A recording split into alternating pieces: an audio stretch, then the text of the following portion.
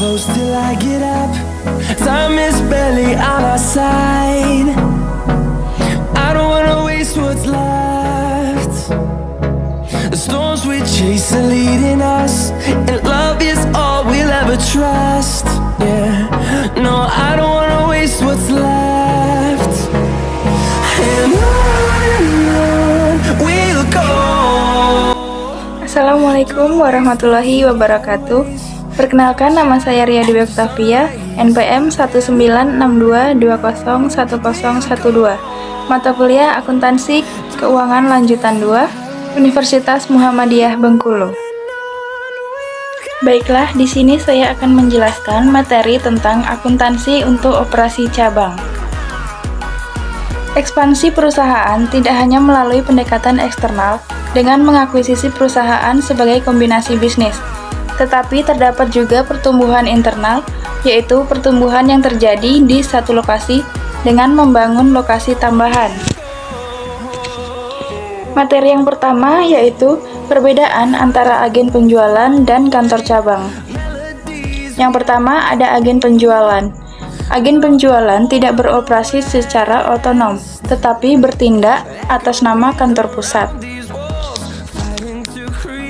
Agen penjualan dapat memajang dan mendemonstrasikan contoh produk, menerima pesanan, dan mengatur pengiriman.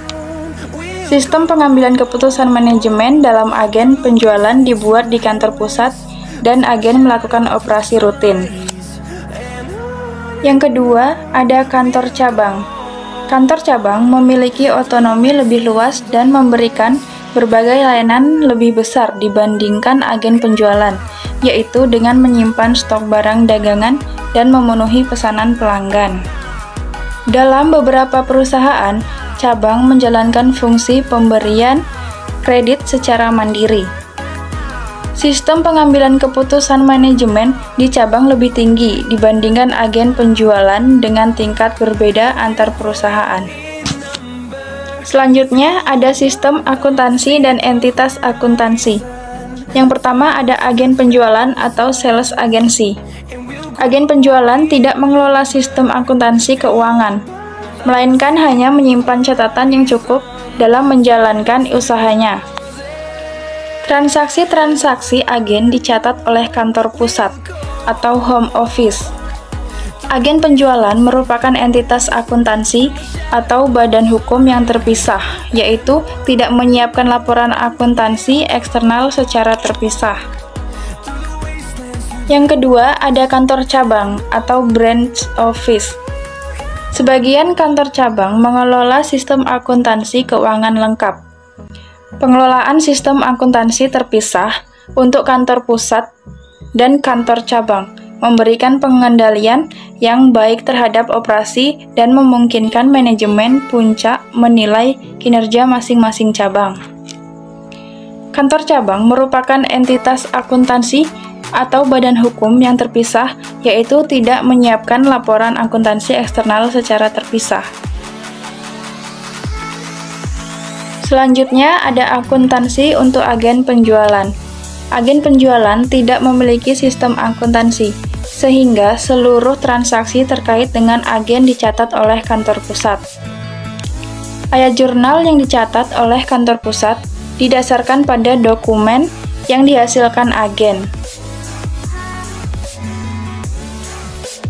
Contohnya, berdasarkan faktur penjualan, catatan penggajian, dan dokumen voucher kas kecil yang disediakan oleh agen penjualan. Kantor pusat umumnya mencatat aset, pendapatan, dan beban tiap-tiap agen secara terpisah untuk mengontrol aset dan menyediakan informasi untuk menilai kinerja tiap-tiap agen. Selanjutnya, akuntansi untuk operasi cabang.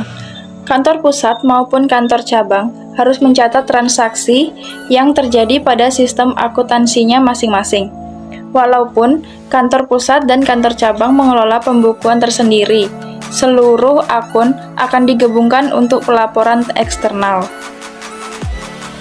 Yang pertama, ada pendirian cabang. Ketika perusahaan mendirikan cabang, transfer aset ke cabang dicatat oleh kantor pusat pada akun investasi cabang, dan cabang mencatat transfer tersebut di akun kantor pusat. Yang kedua, pengakuan laba cabang. Laba dari tiap-tiap cabang dihitung secara periodik. Ketika laba cabang dilaporkan ke kantor pusat, ayat jurnal dibuat kantor pusat untuk mengakui laba cabang dan meningkatkan jumlah tercatat investasi kantor pusat di cabang. Selanjutnya, ada pengiriman barang dagang ke cabang. Pembelian barang dagang dari pihak eksternal dicatat oleh cabang dengan cara normal. Selanjutnya, barang dagang yang ditagih sebesar nilai perolehan.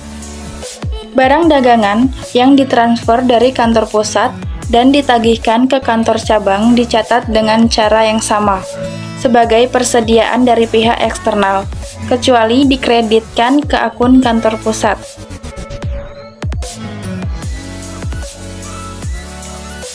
Selanjutnya, biaya pengiriman barang dagang.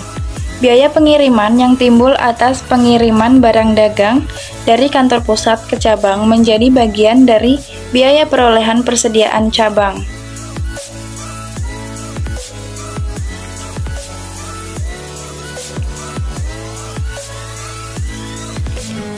Selanjutnya, akuntansi untuk aset tetap cabang.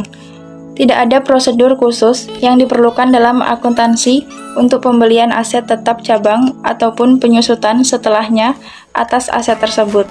Sebaliknya, jika aset tetap yang diberi kantor pusat untuk cabang dan cabang mencatat aset tersebut pada pembukuannya, maka ayat jurnal harus dicatat oleh kantor pusat maupun cabang.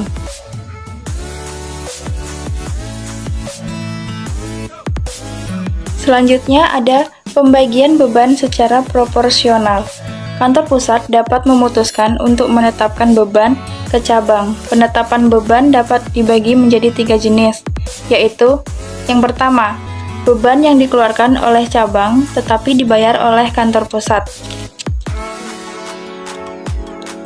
Misalnya, persediaan yang dibeli dari pihak eksternal oleh cabang dan ditagihkan ke kantor pusat. Yang kedua, beban yang dikeluarkan oleh kantor pusat atas nama cabang. Misalnya, penyusutan atas peralatan cabang yang dicatat pada pembukuan kantor pusat, atau biaya kampanye iklan untuk cabang yang diminta oleh kantor pusat. Yang ketiga, alokasi biaya yang dikeluarkan oleh kantor pusat. Misalnya, sebagian dari biaya kampanye iklan umum, atau sebagian dari biaya overhead umum kantor pusat. Baiklah, sekian presentasi yang dapat saya sampaikan. Saya akhiri. Wassalamualaikum warahmatullahi wabarakatuh.